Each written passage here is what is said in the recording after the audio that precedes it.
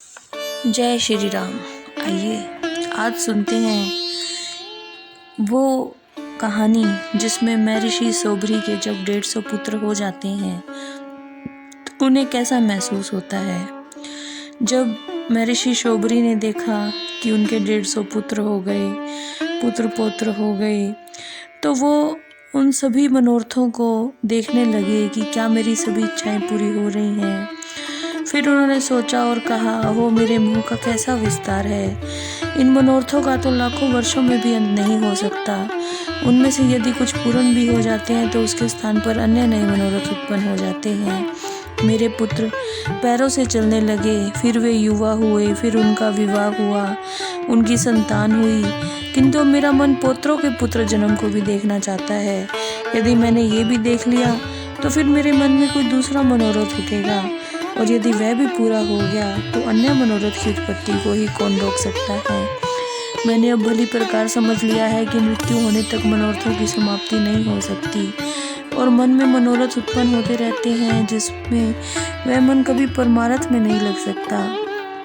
मेरी जल की तपस्या जल के निवासी मत्स्य के साथ ही अकस्मात नष्ट हो गई। उसी के साथ के ही कारण मैंने पत्नी और धन आदि का परिग्रह किया, जिसके कारण मेरी तृष्णा बढ़ गई। जन्म लेना ही महान दुख का कारण है। मैंने तो इन राजकन्याओं के 50 शरीरों को ग्रहण करके दुख में कई गुना वृद्धि कर ली। अनेक पुत्रों के कारण मैं बहुत ही बढ़ गया है। अब आगे भविष्य में भी पुत्रों के पुत्र और उनके पुत्रों से तथा उनका बार बार पणिग्रहण संस्कार से वह दुख आगे भी वृद्धि पाएगा। यह ममता रूप विवाह संबंध ही पीड़ा का महान कारण है। जलाशय में रहकर मैंने तो तप किया था। यह संपत्ति उस तपस्या की बाधक है। मत्स्य के संग में मेरे मन में जो पुत्र आदि का राग उत्पन्न हुआ था, उसी के द्वारा मैं ठगा गया हूँ। संपूर्ण दोष संग से ही उत्पन्न होते हैं। संग के कारण तो योगारूढ़ यति भी पतित हो जाते हैं। फिर मंद गति मनुष्यों की तो बात ही क्या है। परिग्रह रूपी ग्रह ने मेरी बुद्धि को पकड़ा हुआ है। इस समय मैं ऐसा उपाय करूंगा जिससे दोषों से मुक्त होकर फिर अपने कुटुंबियों के दुख से दुखी ना हूँ। अब मैं ईश्वरों के ईश्वर प्रभु श्री हरि विष्णु जी की तपस्या करूंगा। उन संपूर्ण तेजोमय सर्वरूप अनंत प्रभु श्री हरि विष्णु जी में मेरा दोष रहित मन सदैव निश्चल रहे। मैं उन्हीं परम गुरु प्रभु श्री हरि विष्णु जी की शरण लेता हूँ। श्री प्राचल जी बोले, इस तरह मन ही मन सोचकर महर्षि सोबरी संतान आदि सहित समस्त पदार्थों को त्याग कर अपनी समस्त पत्नियों के साथ वन में चले गए।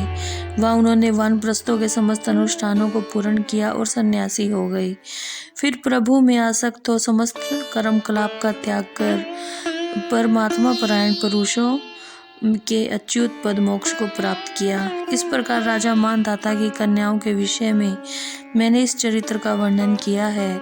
जो भी कोई व्यक्ति इस महर्षि सोबरी के चरित्र को सुनता है, सुनाता है, पढ़ता है, पढ़ाता है, लिखता है या लिखवाता है या उपदेश करता है, उसके 6 जन्मों तक दुसंतति,